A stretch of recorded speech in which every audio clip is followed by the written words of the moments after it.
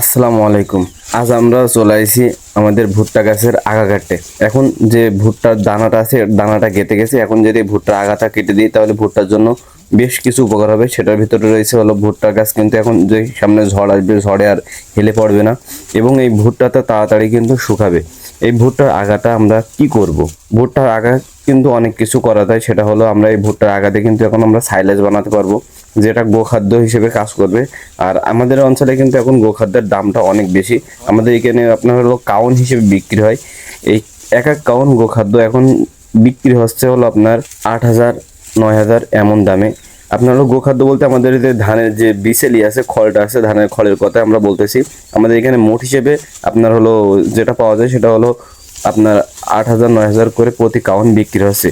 এটা যদি আমরা প্রসেসিং করে যদি সাইলেজ বানায় রাখতে পারি তাহলে কিন্তু আমরা খুব সুন্দরভাবে এটা গোখাদ্য হিসেবে ব্যবহার করতে পারবো এবং গরুর পুষ্টিমান কিন্তু ঠিক থাকবে। দেখুন আমাদের যে ভুট্টার ক্ষেতটা আছে পুরোটাই কিন্তু আমরা সমানভাবে কেটে দিয়েছি। এতে কিন্তু আমাদের ভুট্টার দানাটা তাড়াতাড়ি শুকাবে এবং আমাদের ভুট্টাটা কিন্তু তাড়াতাড়ি আমরা হারভেস্ট করতে পারবো।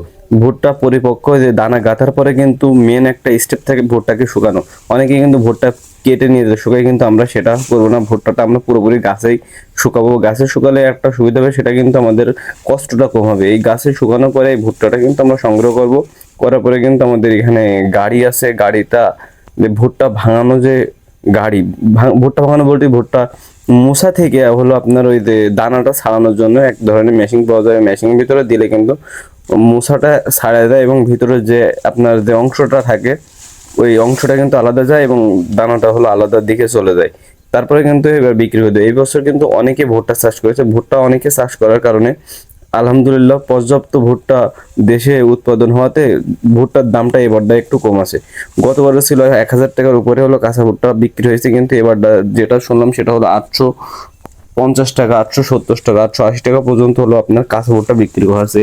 এখান থেকে ভুট্টাটা তুলে নিয়েই কিন্তু আপনার এই যে ভুট্টা ছাড়াই আপনার বিক্রি করে দেবে। সেটা হলো আপনার হলো 850 টাকা থেকে প্রায় 900 টাকা পর্যন্ত বিক্রি হচ্ছে।